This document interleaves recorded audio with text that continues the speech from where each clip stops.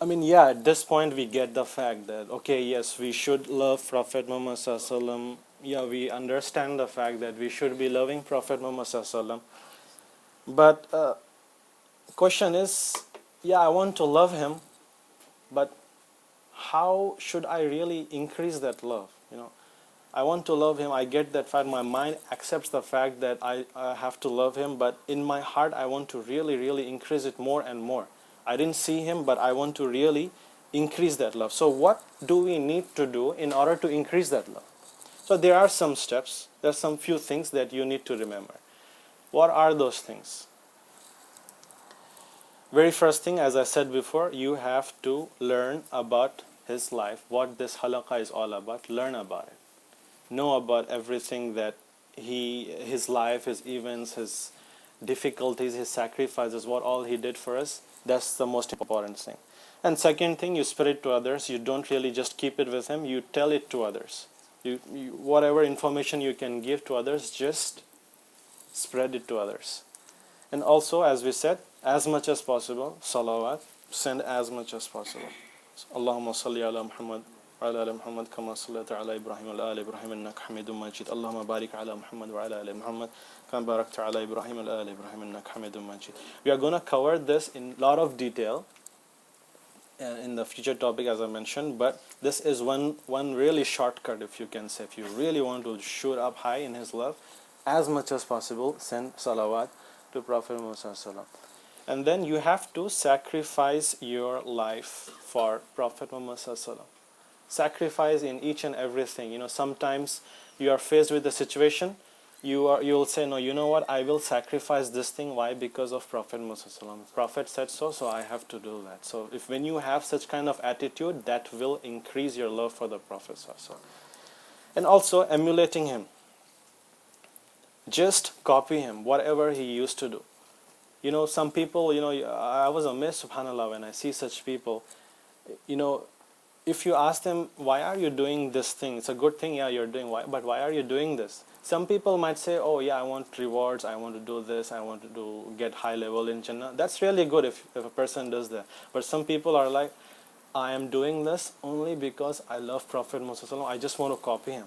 That's the only reason why I'm doing it. Yeah, rewards are there, I want to go for that also. But the very reason why I'm doing this is because I want to love Prophet Muhammad. In fact, there are many hadith about it. Anas ibn Malik, radiallahu anhu, he said that Prophet Muhammad used to love dubba. He used to love this. Dubba is kind of like a squash or a pumpkin. So Prophet Muhammad used to like that food, and when he learned that, Anas ibn Malik radiallahu anhu said that since that time I started to love dubba as well. So food, like, it's natural, right? But when you really love somebody, the thing that you don't really like so much, it becomes your favorite. Why? Because it connects you with someone who you love the most. So that's something. Something you are not really attracted, but now you know that, okay, this is connected to Prophet Muhammad, I'm going to like it more. So that thing really helps. And also respecting him, don't treat Prophet Muhammad just as like some ordinary person, like a friend or something. Give him a lot of respect, honor him a lot. As many Sahaba and his wives, they never called Prophet Muhammad with his name. Always used to say Rasulullah or something similar to it. So that was a way of showing honor and respect to Prophet Muhammad. So that's one way. So don't just say, just call him like Muhammad was that and this. Always respect him. Say Rasulullah Sallallahu Alaihi Wasallam is the most important thing.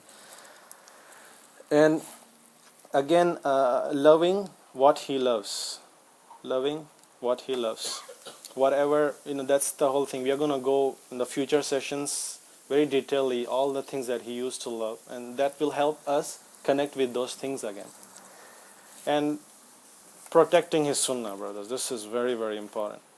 So if you ask a brother or a sister, you ask them, why are you not doing this sunnah?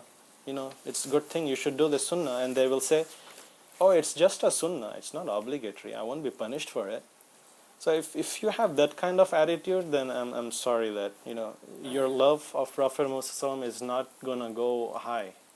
So you have to really try as much as possible to protect the sunnah of Prophet Muhammad, implement it in your lives, spread it to others. Just don't give up, because sunnahs, if people don't practice, it's going to die. That's as simple as that. So you have to resurrect such sunnahs. Exceed in it, there's no limit. Just go on with it as much as possible.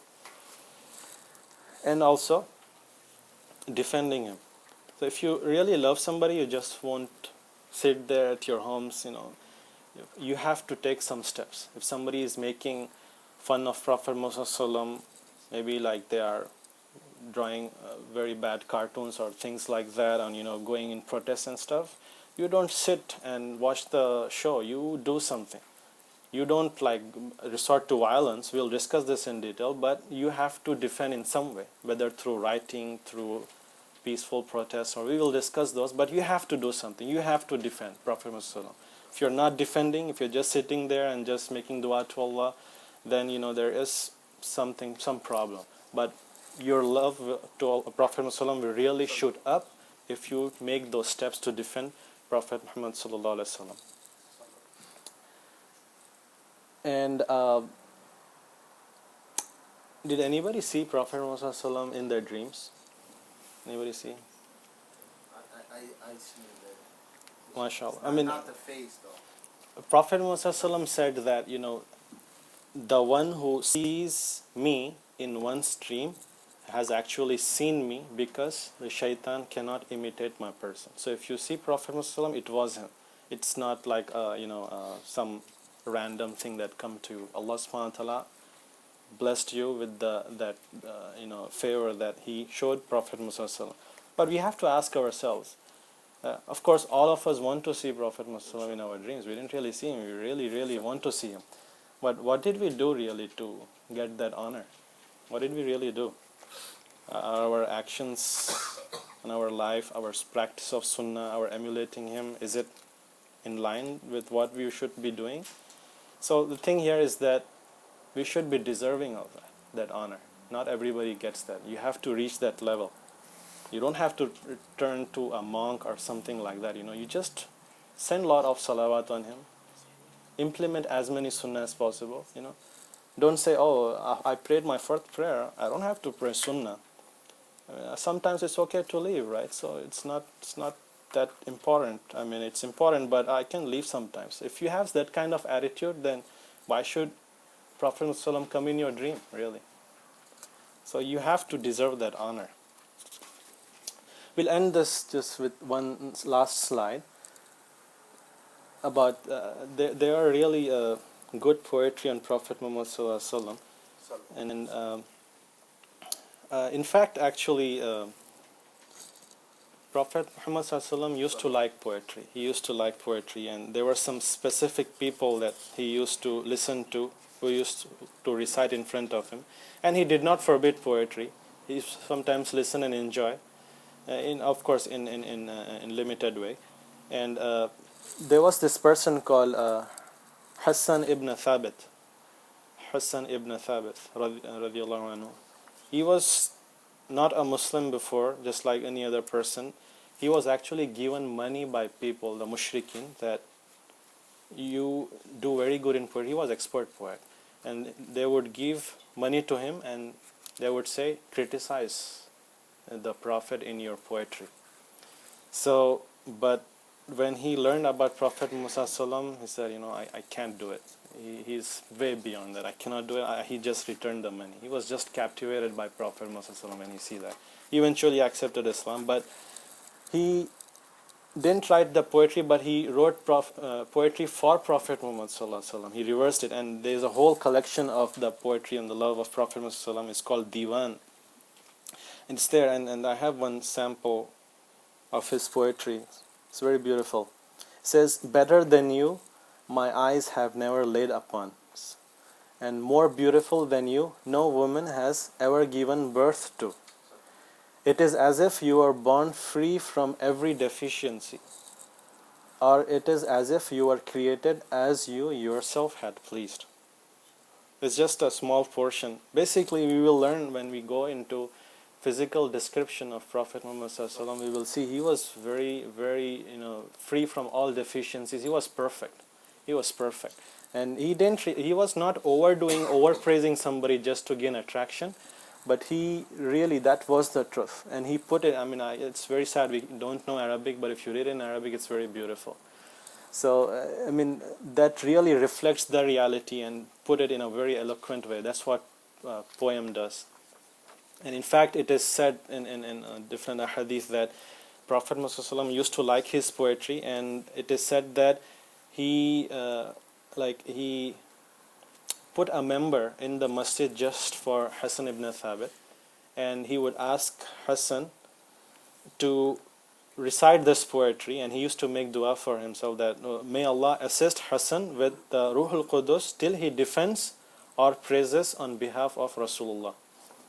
So, because mushrikun would make a lot of attacks on Prophet Muhammad, so he would refute them through his poetry. So this was the reason, these were the things that people used to do just to show love of Prophet Muhammad.